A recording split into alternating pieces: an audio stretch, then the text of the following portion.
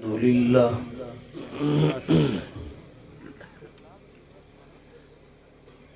الحمد لله وكفى وسلام على عباده الذين اصطفى أما بعد فأعوذ بالله من الشيطان الرجيم بسم الله الرحمن الرحيم وما أرسلناك إلا رحمة للعالمين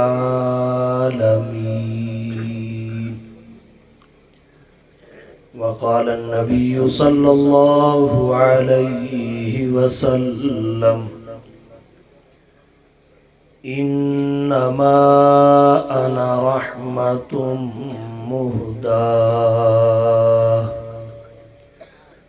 سبحان ربك رب العزة عما يصفون وسلام على المرسلين والحمد لله رب العالمين.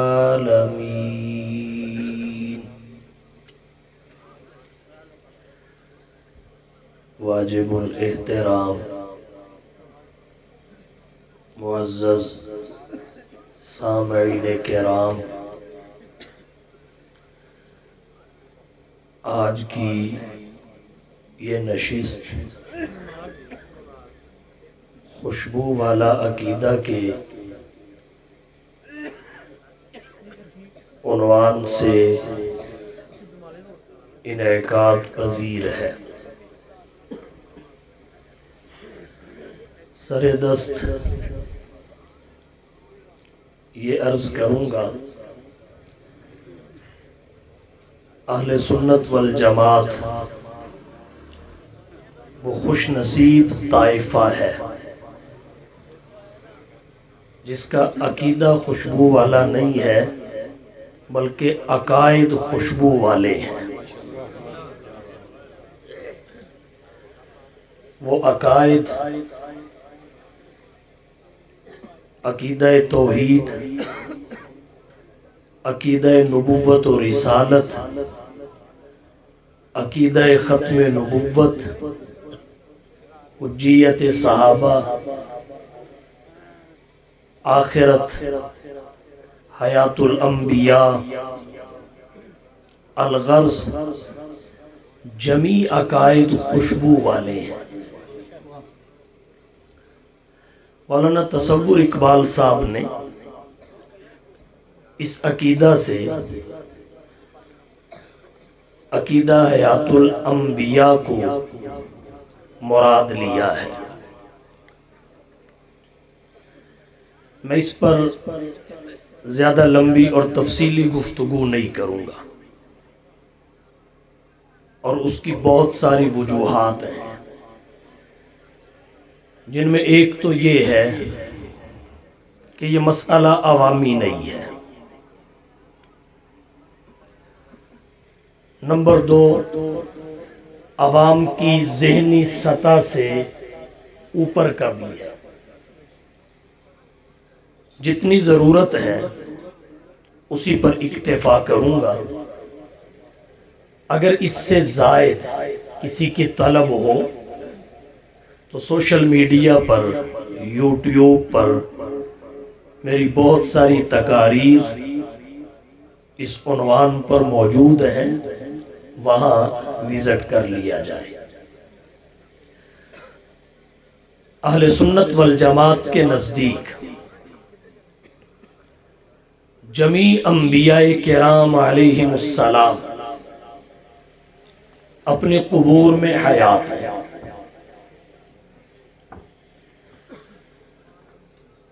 اور ان کی حیات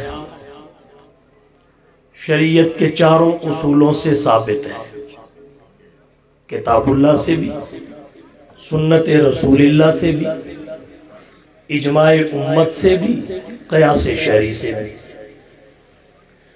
جہاں تک کتاب اللہ کا تعلق ہے، اللہ نے قرآن کریم میں شہداء کی جسمانی حیات کا ذکر کیا۔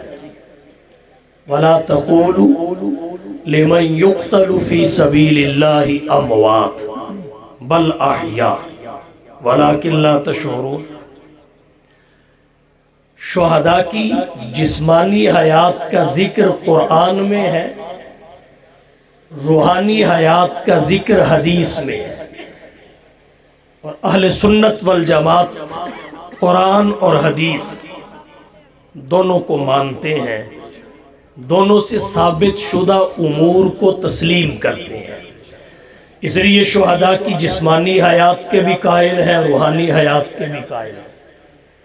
جب شہداء کی جسمانی اور روحانی حیات کے قائل ہیں تو انبیاء کا رتبہ تو شہداء سے بہت بلند ہے۔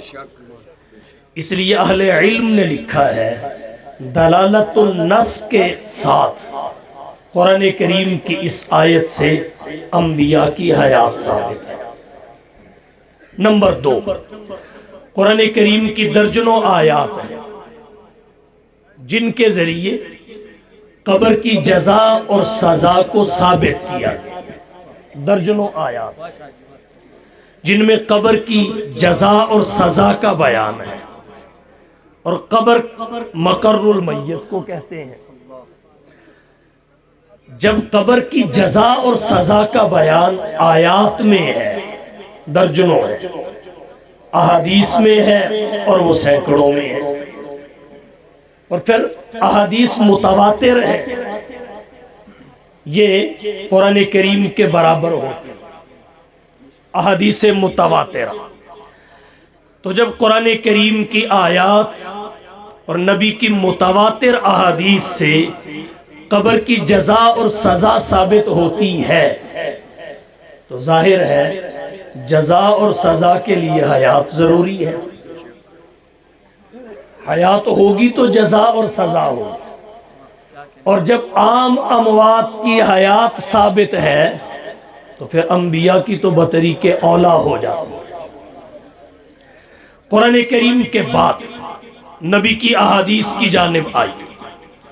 جناب نبی کریم صلی اللہ علیہ وسلم کی حدیث مسند ابو یعلا الموصلی، حضرت انس کی روایت ہے۔ جناب نبی کریم صلی اللہ علیہ وسلم نے فرمایا، الانبیاء احیاء فی قبورہم یصلون۔ انبیاء، جمیع انبیاء، الف لام یہی حقیقت ذکر کر رہا ہے۔ الانبیاء، جمیع انبیاء، احیاء فی قبورہم، اپنی قبور میں حیات ہے، زندہ ہے۔ یصلون، نماز بھی پڑھتے ہیں، نماز پڑھتے ہیں، لیکن ایک بات ذہن میں رکھیے، انبیاء کا اپنی قبور میں نماز پڑھنا وہ تکلیف شرعی کے طور پہ نہیں ہے۔ کیا مطلب؟ وہ مکلف نہیں ہے، پابند نہیں ہے۔ پابند کا مطلب اگر کوئی کام نہ کیا جائے تو مواخذہ ہو، ایسا نہیں ہے۔ تو یصلون، ان کا نماز پڑھنا حصول لذت و سرور کے لیے، حصول لذت و سرور کے لیے ہے۔ جب انبیاء کی یہ شان ہے، حضور تو خاتم الانبیاء ہے، آپ تو امام الانبیاء ہیں، آپ کی حیات کے کیا کہنا۔ کنز الامال میں روایت آتی ہے، جناب نبی کریم صلی اللہ علیہ وسلم اس دنیا سے رخصت ہونے سے پہلے حقیقت بتا گئے، من صلی علیہ عند قبری سمیتہ ومن صلی علیہ نائیا ابلغت۔ من صلی علیہ عند قبری، جو شخص میری قبر کے پاس آ کر مجھ پر درود پڑے گا، سمیتہ، اس کو میں خود سنوں گا۔ ومن صلی علیہ نائیا، اور جو دور سے پڑھے گا ابلغتہ، وہ مجھ تک پہنچایا جائے گا۔ کیسے؟ ان للہ ملائکۃ سیاحین فی الارض، اللہ نے زمین میں فرشتوں کو پھیلایا ہوا ہے، وہ تلاش کرتے ہیں درود پڑھنے والوں کو، جو درود پڑھتے ہیں اسے ہدیے کی صورت میں وصول کر کے مصطفیٰ کی خدمت میں پہنچا دیتے، خدمت میں پہنچا دیتے ہیں۔ قرآن و حدیث سے ثابت ہے، اور پھر امت کا اجماع بھی اسی پر ہے۔ حضرت مولا علی قاری حنفی رحمہ اللہ نے ذکر کیا، دیگر اہل علم نے ذکر کیا، اور قیاس بھی اسی کا تقاضا کرتا ہے۔ جب حضور دنیا میں آئے، آپ کا نام محمد صلی اللہ علیہ وسلم روح اور جسم کا مجموعہ ہے، روح اور جسم کا مجموعہ ہے۔ محمد نے جنگ بدر لڑی، روح اور جسم کا مجموعہ محمد تھا۔ آج روح اور جسم کا مجموعہ ہی محمد ہے، اور مجموعہ ہی زندہ ہے، اسی کو حیات کہتے ہیں۔ حضور صلی اللہ علیہ وسلم جہاں مدفون ہے وہ جنت ہے، بلکہ جنت ہی نہیں، جنت کی بھی جنت ہے، جنت کی بھی جنت ہے، اور جنت میں زندے ہوتے ہیں مردے نہیں، جنت میں زندے ہوتے ہیں مردے نہیں ہوتے۔ اب منکرین حیات انبیاء کا سارا مدار معتزلہ کی طرح عقل پہ ہے، عقل پہ۔ وہ کہتے ہیں دیکھو جی، اگر حضور زندہ ہے، اگر حضور زندہ ہے تو آپ کی عمر 63 برس پہ آ کے کیوں رک گئی؟ آپ کی عمر 63 برس پہ آ کے کیوں رک گئی؟ اب تو آپ کی عمر صدیوں میں ہونی چاہیے تھی۔ تو جواب پیش خدمت ہے، یہ جو 63 سال عمر ہے یہ اس دنیا کی ہے، عالم دنیا کی، اور اب جو گزر رہی ہے وہ عالم برزخ کی ہے۔ اور ایک جہان کی عمر دوسرے جہان کی عمر سے ملا کے کاؤنٹ نہیں کی جاتی، جمع کر کے گنتی نہیں کی جاتی۔ مثلا بچہ ماں کے پیٹ میں ہوتا ہے، کتنے مہینوں کے بعد اس میں روح ڈال دی جاتی ہے؟ 4 مہینوں کے بعد۔ حمل کی کم از کم مدت اگرچہ 6 مہینے ہے، مگر جو متعارف ہے وہ 9 مہینے ہے۔ اب 5 مہینے بچہ ماں کے پیٹ میں زندہ رہ کر گزارتا ہے، 5 مہینے بچہ ماں کے پیٹ میں زندہ رہ کے گزارتا ہے، لیکن اس کی عمر میں یہ 5 ماہ شامل نہیں کیے جاتے، اس کی عمر میں یہ 5 ماہ شامل نہیں کیے جاتے۔ کیوں؟ اس لیے کہ یہ عالم دنیا سے پہلے کے ہیں، اور ہم جو عمر کاؤنٹ کرتے ہیں وہ عالم دنیا کی ہے، وہ دنیا میں آنے کے بعد سے شروع ہوتی ہے۔ تو جیسے بچہ ماں کے پیٹ میں 5 مہینے کم و بیش زندہ رہتا ہے، مگر وہ 5 مہینے اس کی عمر کی گنتی میں نہیں آتے، اس لیے کہ ان کا جہان اور ہے، اس کا جہان اور ہے۔ ایسے ہی آمینہ کے لال اپنی قبر میں زندہ ہیں، مگر 63 سال کے ساتھ اس زندگی کو نہیں ملایا جائے گا۔ 63 سال اس جہان کی عمر ہے، وہ اس جہان کی عمر ہے۔ نعرہ تکبیر، آواز نکالے بھی نعرہ تکبیر، تاجدار ختم نبوت، عقیدہ حیات النبی، بندوبست عقیدہ حیات النبی، عقیدہ حیات النبی، نعرہ تکبیر۔ اس کی جتنی آواز ہے ساری کھول دیں تاکہ ہمیں پتہ لگے آپ کا ساؤنڈ کتنا اصلی ہے، جتنی ہے ساری کھول دیں، کھول دیں ساری ہے، تاکہ ان کو پتہ لگے اتنی آواز ہے ساؤنڈ کی۔ توجہ ہے سب کی؟ پھر کہیں گے اچھا جی قبر میں بندہ زندہ کیسے رہ سکتا ہے؟ چاروں طرف سے تو بند ہے، قبر عقلیات ہیں، قبر میں بندہ زندہ کیسے رہ سکتا ہے؟ اگر تو میں نے اور آپ نے رکھنا ہو پھر تو ہے مشکل، جب رکھنا اس ذات نے ہے جو انڈے میں بچے کو زندہ رکھ لیتی ہے۔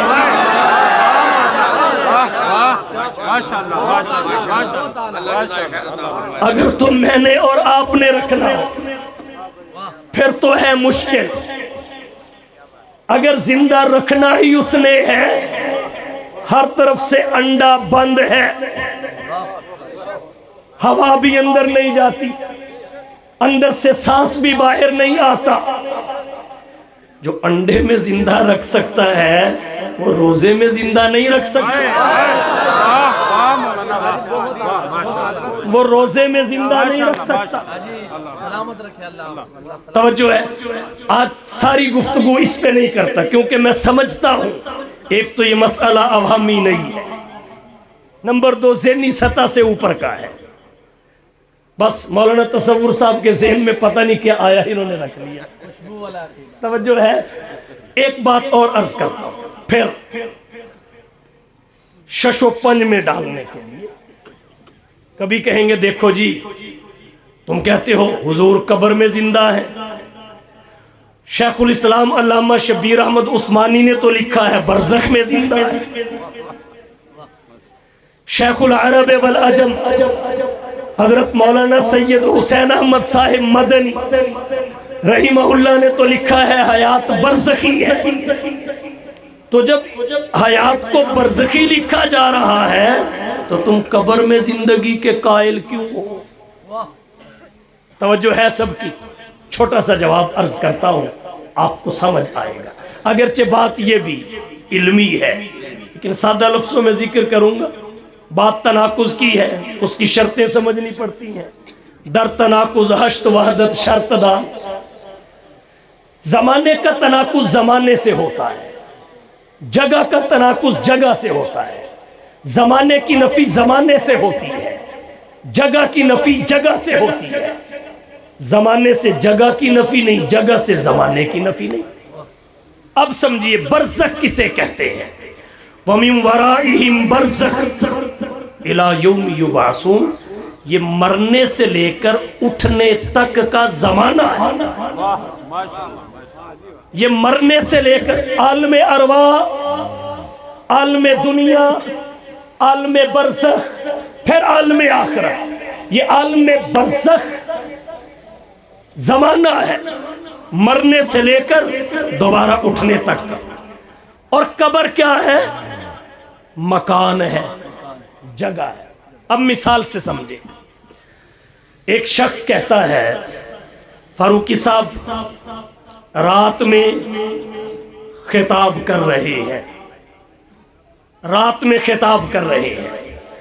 دوسرا کہتا ہے نونار میں خطاب کر رہے ہیں، ایک کہتا ہے رات میں خطاب کر رہے ہیں، دوسرا کہتا ہے نونار میں خطاب کر رہے ہیں۔ اب بتائیے ان دونوں باتوں میں کوئی ٹکراؤ ہے؟ کوئی تناقض، تعارض، تضاد؟ کوئی آپس میں ٹسل؟ رات میں بھی خطاب کر رہا ہوں، نونار میں بھی کر رہا ہوں۔ رات میرے خطاب کا زمانہ ہے، نونار میرے خطاب کی جگہ ہے۔ رات میرے خطاب کا زمانہ ہے، نونار میرے خطاب کی جگہ ہے۔ ایسے ہی برزخ نبی کی حیات کا زمانہ ہے، روزہ اور قبر نبی کی حیات کی جگہ ہے۔ نعرہ تکبیر، عقیدہ حیات النبی، عقیدہ حیات النبی، عقیدہ حیات النبی، نعرہ تکبیر۔ تو کیسے برزخ سے قبر کی نفی ہوگی؟ کیسے برزخ سے کبھی قبر کی نفی ہوگی؟ تو نبی کی حیات برزخ میں بھی ہے، قبر میں بھی۔ اور پھر کہتے ہیں جی اگر زندہ ہے تو مردہ کیوں کہتے ہو؟ تو بھائی مردہ اس جہان کے اعتبار سے ہے، جس زندگی کی بات ہے وہ اگلے جہان کی ہے، وہاں مردہ نہیں، یہاں زندہ نہیں، زمانہ بدل گیا۔ اور کہتا ہوں توجہ، پھر کبھی یوں کہیں گے دیکھو جی فلانے بزرگ نے تو لکھا ہے حیات روحانی، تم حیات جسمانی کے قائل ہو۔ فلانے بزرگ نے لکھا ہے حیات روحانی، وہ تم حیات جسمانی کے قائل ہو۔ توجہ کیجیے، اس دنیا میں جسم اصل ہے، روح تابع ہے۔ عالم دنیا میں جسم اصل ہے، روح تابع ہے، اور اس دنیا میں روح اصل ہے، جسم تابع ہے۔ یہاں جسم اصل ہے، روح تابع ہے۔ اب ایک بندہ کہتا ہے مجھے بڑی جسمانی اذیت پہنچی، کیا اس کا کوئی یہ معنی مراد لیتا ہے کہ یہ اذیت فقط جسم کو پہنچی، روح کو نہیں پہنچی؟ دونوں کو پہنچتی ہے نا۔ تو پھر جسمانی اذیت کیوں کہا جاتا ہے؟ اس لیے کہ اس جہان میں اصل جسم ہے، روح اس کے تابع ہے، تو اذیت کی نسبت اصل کی طرف کر کے اذیت جسمانی کہا جاتا ہے۔ اس کا یہ مطلب نہیں ہے کہ وہ روح کو نہیں پہنچی۔ بالکل اسی طرح اس جہان میں روح اصل ہے، جسم تابع ہے۔ اب اگر ہمارے بزرگوں نے لکھا حیات روحانی، تو اس کا اتنا ہی مطلب نہیں کہ روح کی حیات ہے۔ پھر تم کہو علیین میں، فلانی جگہ میں، وہاں حیات کی نسبت روح کی طرف، حیات روحانی، اس لیے کہا گیا کہ وہاں روح اصل ہے، جسم تابع ہے، تو اصل کی طرف نسبت کر کے حیات روحانی کہی گئی۔ حیات روح کی بھی ہے، جسم کی بھی، حیات روح کی بھی ہے، جسم کی بھی ہے۔ تو ہمارے پیغمبر کی روح بھی زندہ ہے، ہمارے پیغمبر کا جسم بھی زندہ ہے، ہمارے پیغمبر کی روح بھی زندہ ہے، جسم بھی زندہ ہے۔ روح کا جسم کے ساتھ ایسا مضبوط تعلق ہے کہ جو واردات ہوتے ہیں ان کی لذت دونوں کو محسوس ہوتی ہے، روح کو بھی اور جسم کو بھی۔ تو بہرحال یہ ہمارا اہل سنت والجماعت کا متفقہ عقیدہ ہے۔ بس اتنی بات میں سمجھتا تھا آپ کی ذہن سازی کے لیے، آپ کی ضرورت کے مطابق ہے۔ اس سے آگے جائیں گے، علمی ابحاث ہیں، وہ آپ کے خانے میں نہیں بیٹھیں گی۔ میں اتنی پہ اکتفا کرتا ہوں، اتنی خوشبو سنبھال لیں، یہی کافی، اتنی خوشبو سنبھال لیں، یہی کافی ہے۔ اس سے زیادہ چاہیے تو یوٹیوب پہ میری تقریریں پڑی ہیں، وہاں آپ دیکھ کے تلاش کر کے سن سکتے ہیں۔ آئیے اب آپ کی عظمت کے حوالہ سے دو چار باتیں عرض کر کے بات سمیٹتا ہوں۔ جناب نبی کریم صلی اللہ علیہ وسلم کی مختلف شانیں، آپ کی مختلف شانیں ہیں، ان میں ایک شان شان رحمت ہے، ایک شان شان رحمت ہے۔ وما ارسلناک الا رحمت للعالمین، اور یہ آپ کی شان رحمت ممتاز شان ہے۔ آپ کہیں گے کیسے؟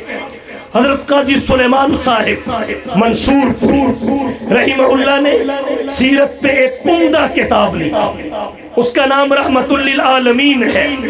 اس کی جلد ثانی میں حضرت قاضی سلیمان صاحب منصور پوری فرماتے ہیں جمیع انبیاء میں رحمت کا لقب فقط مصطفیٰ کو عطا ہوا اور کسی نبی کو عطا نہیں ہوا۔ 513 صفحہ پہ لکھا ہے کہ رحمت کے لقب سے فقط حضور کی ذات گرامی ملقب ہوئی، باقی کسی نبی کو یہ لقب نہیں ملا۔ اللہ نے حضور کو رحمت کا لقب دے کر دنیا کو بتایا کہ آدم رحمت لے کر آئے، نور رحمت لے کر آئے، زکریا رحمت لے کر آئے، یحییٰ رحمت لے کر آئے، شعیب اور دانیال رحمت لے کر آئے، موسیٰ اور عیسیٰ رحمت لے کر آئے، اور محمد رحمت بن کر وما ارسلناک الا رحمت للعالمین، رحمت کا لقب فقط آپ کی ذات گرامی کو عطا ہوا۔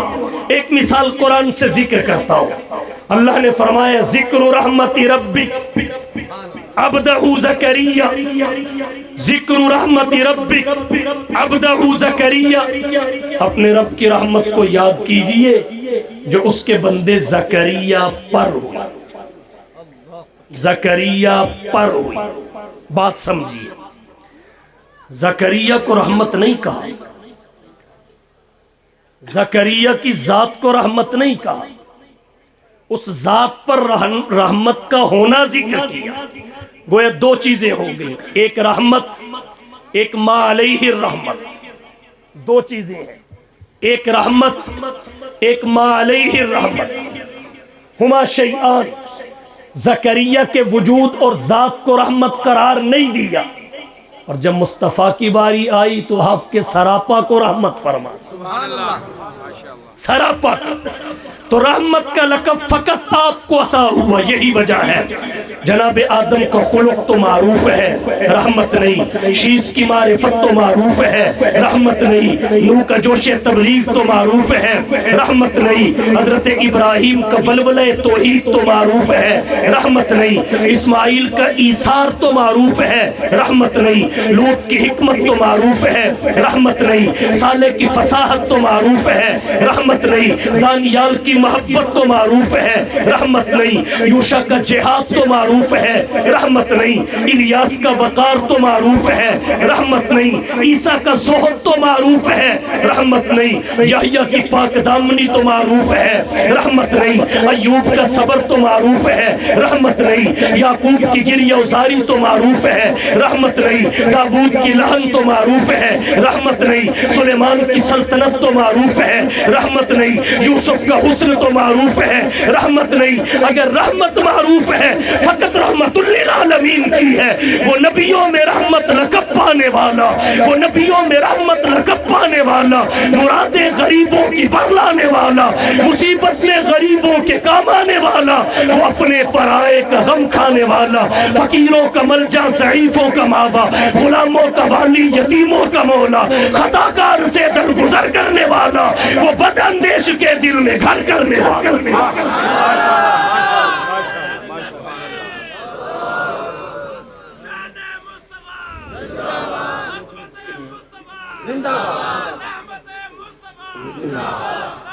شیخ صاحب اوپر آ جائے، اوپر آ جائے، کرسی دے دو، کرسی دے دو۔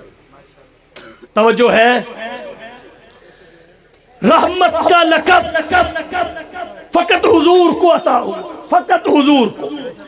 اب یہاں ایک بات اور عرض کرتا ہوں، توجہ کیجیے، ایک بات اور، رحمت کا لقب آپ کے لیے ہی کیوں؟ اس لیے کہ آپ ہی تو وہ ہستی ہیں، آپ ہی تو وہ ہستی ہے جن کی نبوت کے لیے کوئی حد نہیں ہے،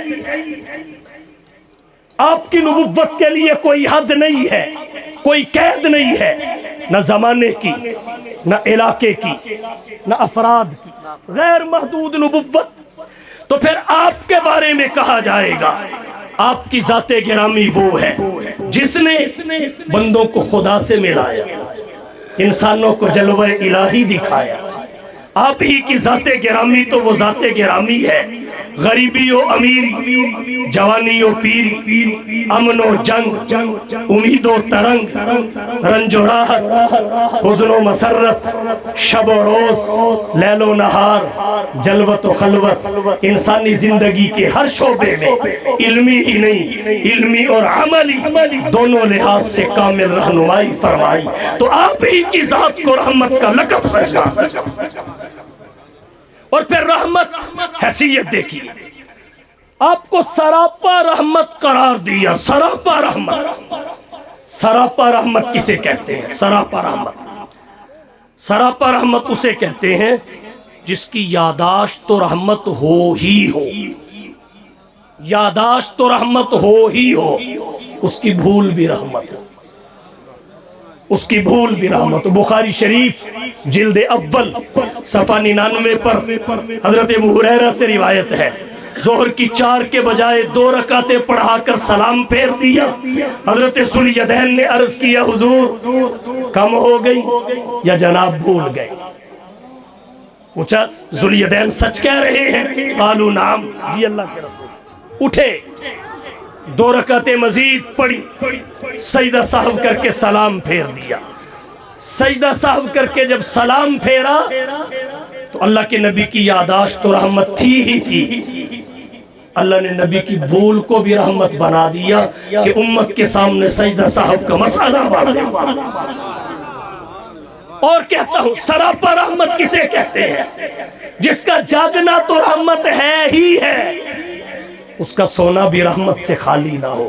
فجر کے وقت خیبر سے واپسی پر نماز کے وقت حضور سو گئے، نماز فجر کی سب کی رہ گئی، سورج بلند ہوا، اس کی کرنوں نے رخسار نبوت کے بوسے لیے، یک پیک مصطفیٰ اٹھے، حضرت بلال کی پہرے پہ ذمہ داری کی بلایا، انہوں نے ہاتھ باندھ کے عرض کیا اللہ کے رسول اخذ بنفس الذی اخذ بنفسی کا، مجھے بھی اسی ذات نے سلایا جس نے آپ سب کو سلایا، معافی کا معاملہ فرمائیے۔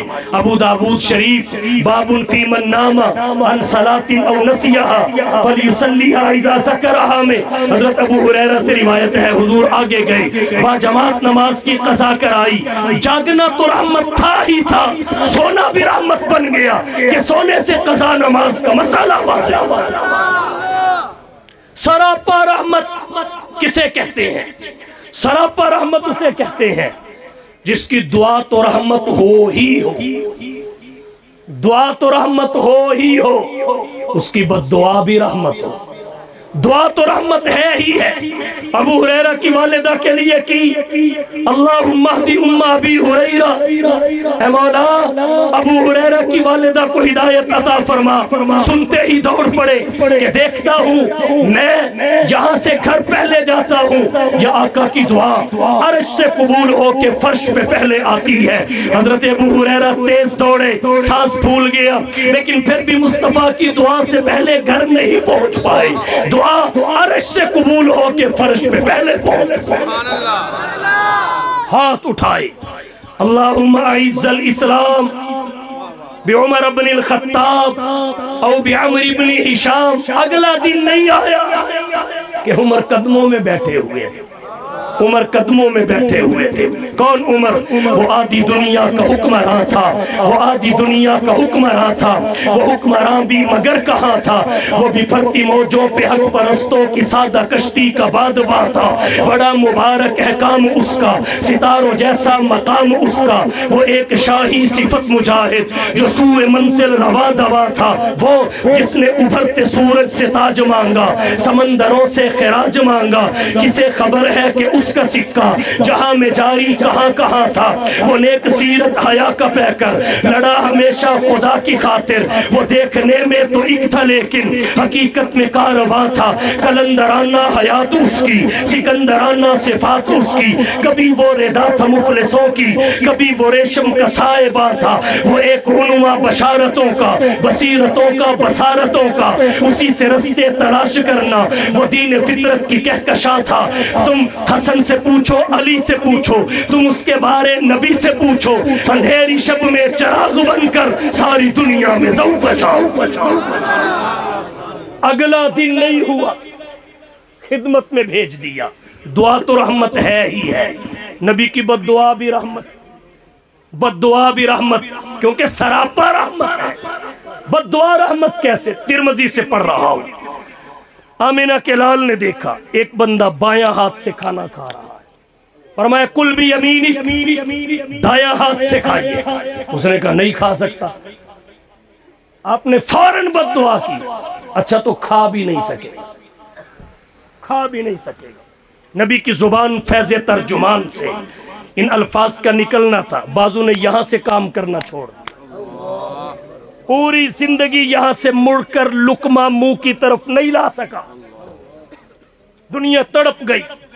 راحت العاشقین، شفیع المذنبین، رحمت للعالمین، بس اتنی سی بات پہ، اتنی سی بات پہ بد دعا۔ اگر گہرائی میں جا کے دیکھا جائے تو یہاں شان رحمت کا تقاضا ہی ہے کہ مصطفیٰ بد دعا میں تاخیر نہ کرے، یہاں شان رحمت کا تقاضا ہی ہے تھا۔ کیسے؟ نبی کی موجودگی میں جہود، انکار، جھٹلانا، اس کا محبوب ہے اس کا غضب فوراً ظاہر ہو، زمین سینہ کھولے نگل جائے، سارا برباد، آسمان سے ٹکڑا گرے ریزہ ریزہ کر دے، سارا ہلاک۔ آمینہ کے لال کی شان رحمت کو گوارا نہ ہوا، گوارا نہ ہوا، فوراً ایک عضو کے بارے میں بد دعا کی۔ ایک عضو تو ضائع ہوا، باقی سارے اعضاء مصطفیٰ کی رحمت نے بچا۔ نبی کی دعا تو رحمت ہے ہی ہے، بد دعا بھی رحمت ہے، کیونکہ سراپا رحمت۔ اور کہتا ہوں نبی کا آنا بھی رحمت، سراپا رحمت اسے کہتے ہیں جس کا آنا بھی رحمت ہو اور جس کا دنیا سے جانا بھی رحمت۔ دنیا میں آنا بھی رحمت، دنیا سے جانا بھی رحمت۔ دنیا میں آنا رحمت کیسے؟ آپ کی آمد سے قبل اعتقادات بگڑ گئے، عبادات پٹری سے اتر گئی، اخلاقیات رزیلہ ہو گئی، معاملات ٹیڑے ہو گئے، معیشت میں بگاڑ آ گیا، معاشرت میں فساد آ گیا، طرز سیاست، اصول تجارت، طرز حکمرانی، انداز جہاں بانی، سب کے سب خلق مرت ہو گئے، بگڑ گئے۔ اب اندھیرے ہی نہیں تھے، اندھیروں پر اندھیرے تھے، ظلمات بعضها فوق بعض کا منظر تھا، کائنات مسیحا کی منتظر تھی۔ آقا بدلا ہوا تھا رنگ گلوں کا تیرے بغیر، بدلا ہوا تھا رنگ گلوں کا تیرے بغیر، اور ایک خاک سی اڑی ہوئی سارے چمن میں تھی۔ اللہ نے حضور کی ذات گرامی کو کن حالات میں بھیجا؟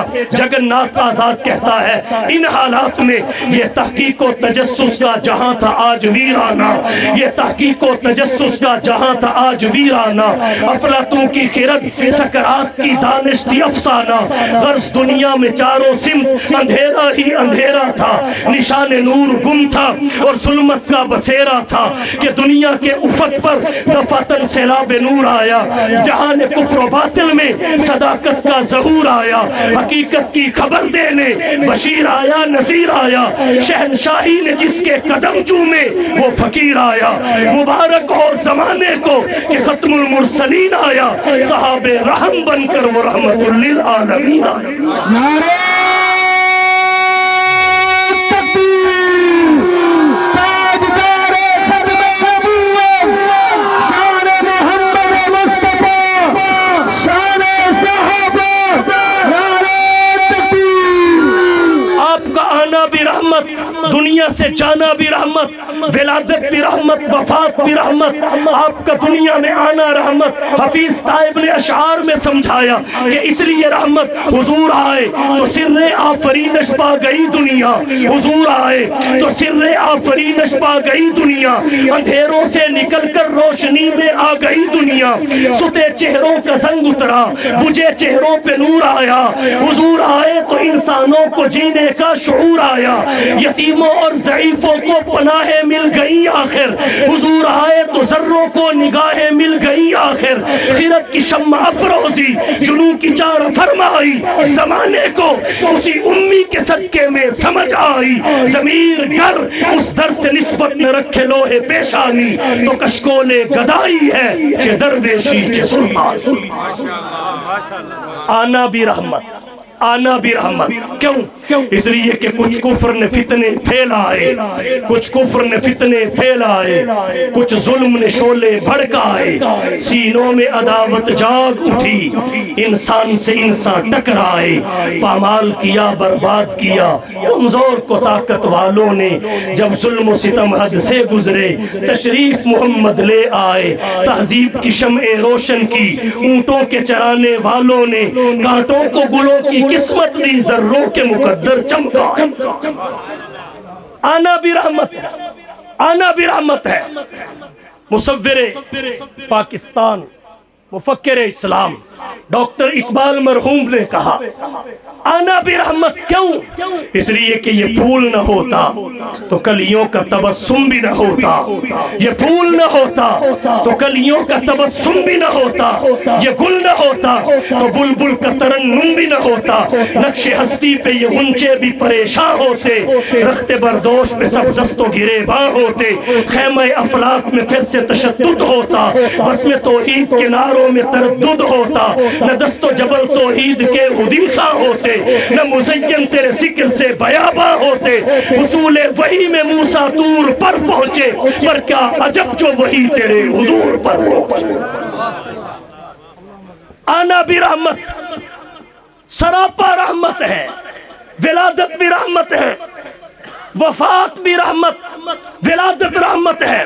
اقبال سہیل نے اپنے انداز سے ذکر کیا، کتاب فطرت کے سرورق پر جو نام احمد رقم نہ ہوتا، کتاب فطرت کے سرورق پر جو نام احمد رقم نہ ہوتا، یہ نقش ہستی ابھر نہ سکتا، وجود لوح و قلم نہ ہوتا۔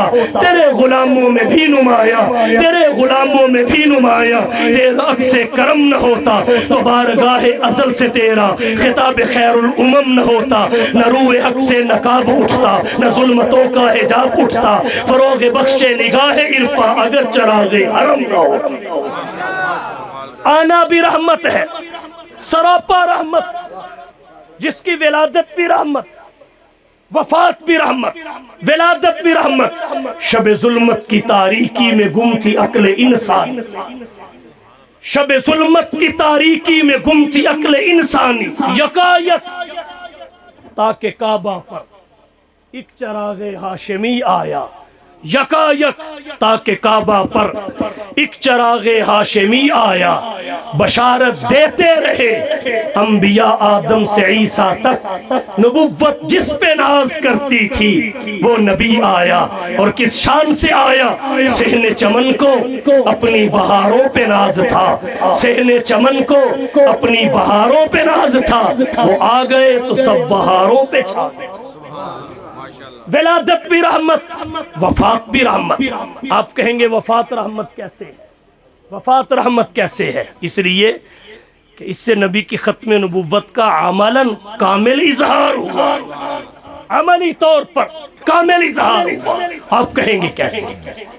حضور دنیا سے رخصت ہوئے، وفات، حسرت آیات، آپ دنیا سے روانہ ہوئے، حضرت ابو بکر خلیفہ بن گئے، ان کے بعد حضرت عمر بن گئے، ان کے بعد حضرت عثمان بن گئے، ان کے بعد حضرت علی بن گئے۔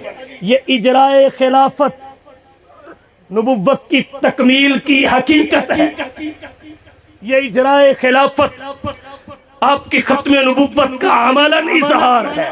اور یاد رکھیے، گو نبوت بھی نعمت ہے مگر ختم نبوت اس سے بڑی نعمت ہے، اس لیے کہ نبوت تو 1,00,000 کئی ہزار کے پاس ہے، اور ختم نبوت فقط محمد مصطفیٰ کے پاس ہے۔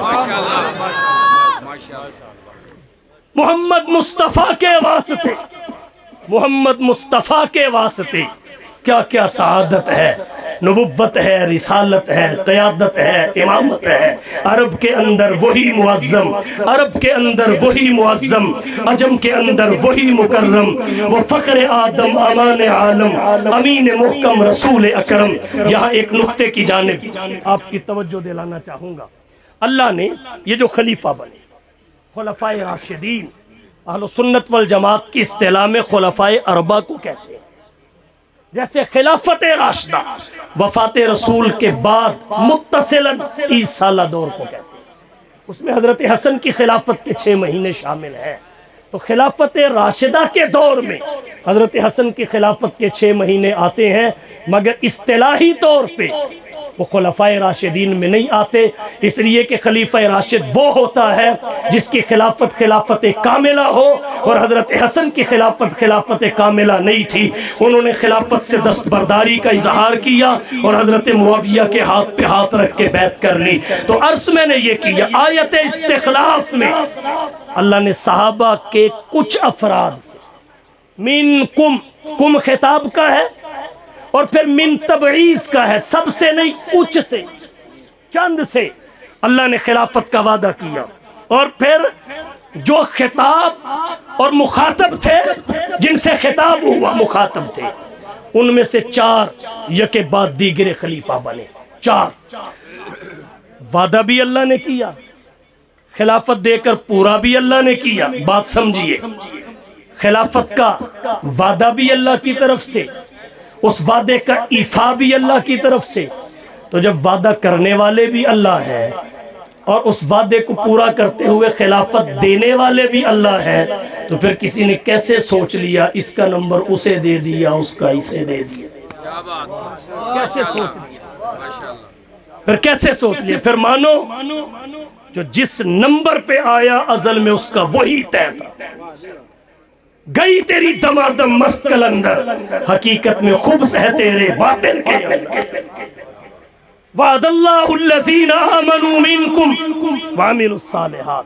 تو نبی کا دنیا میں آنا بھی رحمت ہے، نبی کا دنیا سے جانا بھی رحمت ہے، دنیا سے جانا بھی رحمت ہے۔ ختم نبوت کا عملاً اظہار اجراء خلافت سے، اور ختم نبوت سے بڑی نعمت ہے۔ اب اس کے فیضان اور برکات میں نہیں جانا چاہتا، یہ مستقل کئی گھنٹے کی گفتگو ہے۔ تو میں نے عرض کیا حضور سراپا رحمت، سراپا رحمت، اور پھر اللہ نے آپ کی رحمت کی وسعت ذکر کرتے ہوئے فرمایا، وسعت وما ارسلناک الا رحمتا للعالمین۔ اے حبیب ہم نے آپ کو عالمین کے لیے رحمت بنایا، آپ عالم انسانات کے لیے بھی رحمت، عالم جنات کے لیے بھی رحمت، نباتات کے لیے بھی رحمت، حیوانات کے لیے بھی رحمت، جمادات کے لیے بھی رحمت، حشرات کے لیے بھی رحمت، زمین کی پستی کے لیے رحمت، آسمان کی بلندی کے لیے رحمت، زمین و زمان کے لیے رحمت، کون و مکان کے لیے رحمت، بر و بحر کے لیے رحمت، شمس و قمر کے لیے رحمت، لوح و قلم کے لیے رحمت، شجر و حجر کے لیے رحمت، خشک و تر کے لیے رحمت، شام و سحر کے لیے رحمت، سورج کی حرارت کے لیے رحمت، چاند کی برودت کے لیے رحمت، ستاروں کی کہکشاؤں کے لیے رحمت، گلستانوں کے سبزوں کے لیے رحمت، چٹانوں کی مضبوطیوں کے لیے رحمت، سمندروں کی چوڑانیوں کے لیے رحمت، دریاؤں کی روانیوں کے لیے رحمت، آپ تحت الثری کے لیے رحمت، سدرۃ المنتہا کے لیے رحمت، عرش العلا کے لیے رحمت، الغرض آپ ساری کائنات کے لیے رحمت ہے۔ لیکن آپ کی رحمت کا سب سے زیادہ فیض جسے ملا ہے اسے انسانات کہتے ہیں، انسانوں کو ملا، اور انسانوں میں مسلمانوں کو ملا جسے امت اجابت کہتے ہیں۔ وہاں پہنچے، وہاں جہاں کوئی نہ پہنچا، وہاں